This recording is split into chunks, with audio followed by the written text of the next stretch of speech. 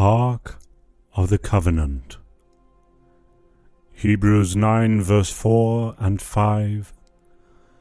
Behind the second curtain was a room called the Most Holy Place, for which had the golden altar of incense and the gold-covered Ark of the Covenant.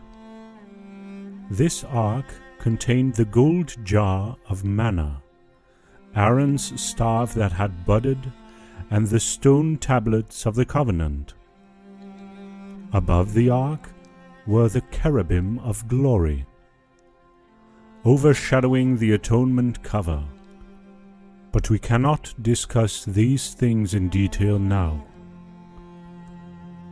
Yahweh, in his sovereign rule, chose a people in the loins of Abraham and declared over them, "And I will establish my covenant between me and you and your offspring after you throughout their generations for an everlasting covenant, to be God to you and your offspring after you." Genesis 17 verse 7. This was before Abraham had a child. God's choice wasn't based on the righteousness of the descendants, but rather on the grace and power of God to act as the sole sovereign who resides outside the bounds of creation. In the fullness of time, after establishing his covenant with these people, he crafted a system of worship as a sign of the covenant. Chief in this system was the Sabbath day. It is prudent to note that this covenant and the signs that marked them were specific to Israel and therefore classified as the Old Covenant. Exodus 31 verse 12 and 13 explicitly says, "Then the Lord says to Moses, Say to the Israelites, you must observe my Sabbaths. This will be a sign between me and you for the generations to come, so you may know that I am the Lord, who makes you holy." Within the framework of the Old Covenant we find the tabernacle, which was built to the specifications of Yahweh. He instructed Moses on how to build it and the material that was to be used. He also told him what furniture was to be included and how they were supposed to be built. One of the furniture that was to be included is the Ark of the Covenant. The writer of the book of Hebrews pointed out where the ark was placed in the tabernacle and what was placed in it. Exodus 25 gives us the directives that were given to Moses concerning the construct of this sacred symbol. "They shall construct an ark of acacia wood, 2.5 cubits long, and 1.5 cubits wide, and 1.5 cubits high. You shall overlay it with pure gold. Inside and out you shall overlay it, and you shall make a gold molding around it. You shall cast 4 gold rings for it, and fasten them on its 4 feet, and 2 rings shall be on one side of it, and 2 rings on the other side of it. You shall make poles of acacia wood and overlay them with gold. You shall put the poles into the rings on the side of the ark to carry the ark with them. The poles shall remain in the rings of the ark. They shall not be removed from it. You shall put into the ark the testimony which I shall give you." Verse 10 to 16. Moses was not to deviate from these instructions. If we are familiar with the measurements used, we will be able to easily visualize the ark. The ark was to be completed with the mercy seat of pure gold, which was to be 2.5 cubits long and 1.5 cubits wide. 2 cherubim of gold were placed at the 2 ends of the mercy seat. The placement of the cherubim and their wings were given to Moses. And Yahweh declared in verse 22, "There I will meet with you. And from above the mercy seat, from between the 2 cherubim which are upon the ark of the testimony, I will speak to you about all that I will give you in commandment for the sons of Israel." Israel was to see the ark as a sign of the covenant God made with them, and as the place where God's Shekinah, or the visible manifestation of God's presence. Hebrews 9 tells us that the ark was placed behind the second curtain in the Holy of Holies. God would come down and fellowship with Adam in the garden because he was his creation. God's desire to commune with his people had not changed, but because of their sin, a system had to be created to appropriate for their unrighteousness. That was the sacrificial systems found in the Old Covenant. With this renewal of the covenant with humans, and the realization of the covenant promise to Abraham, Yahweh ensured that he would now be able to meet with his people as he did with Adam.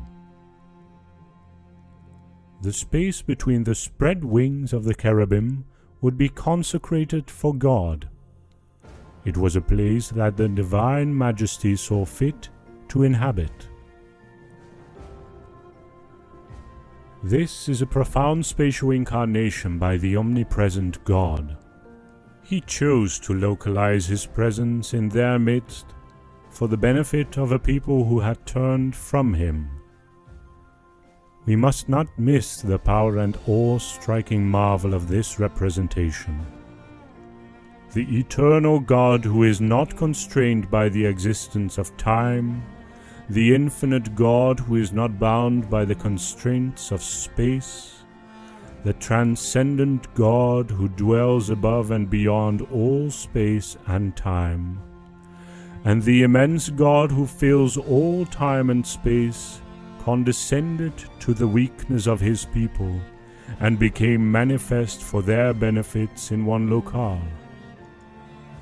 This God is not bound by time, but he bound himself to the time-bound experience of his people.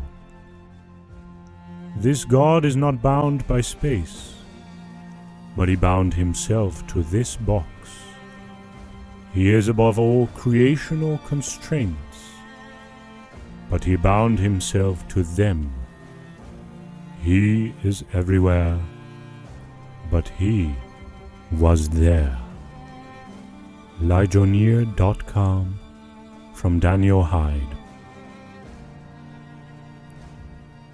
The presence of the Ark of the Covenant assured people that they would be recognized as a peculiar nation that belonged to Yahweh. In Exodus 33, Moses was sent on a mission to up to the land I promised on oath to Abraham. Yahweh promised to go only with him, but he beseeched God to go with all of Israel so they would be distinguished from the other. "If your presence does not go with us," Moses replied, "do not lead us up from here. For how then can it be known that your people and I have found favor in your sight, unless you go with us? How else will we be distinguished from all the other people on the face of the earth?" Verse 15 and 16. The ark was not meant to be used as an omen of superstition, but the Israelites sometimes missed this and tried to manipulate Yahweh to fight on their behalf in 1 Samuel verse 4. It wasn't the first time the ark was being taken into battle. Joshua used it in the war of Jericho, and we know the outcome was in the favor of the Israelite ark. In this instance, after suffering defeat at the hands of the Philistines, the elders asked and concluded, "Why did the Lord bring defeat on us today before the Philistines? Let us bring the ark of the Lord's covenant from Shiloh, so that he may go with us and save us from the hand of our enemies." The end result was that they were defeated again, and the ark was taken from them. All the people would know by this terrible sign that their invisible king had withdrawn his countenance from them.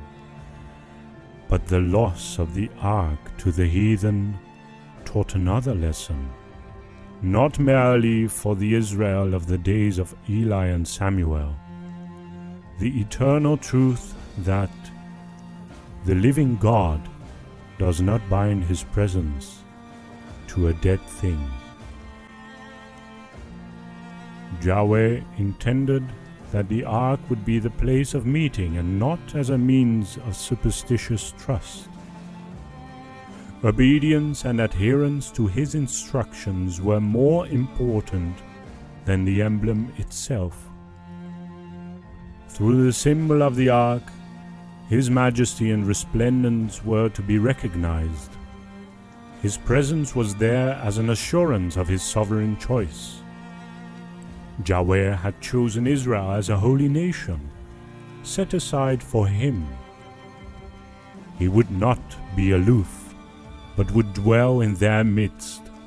This incarnational emblem was to be treated with reverence as it was the seat of the Holy One of Israel.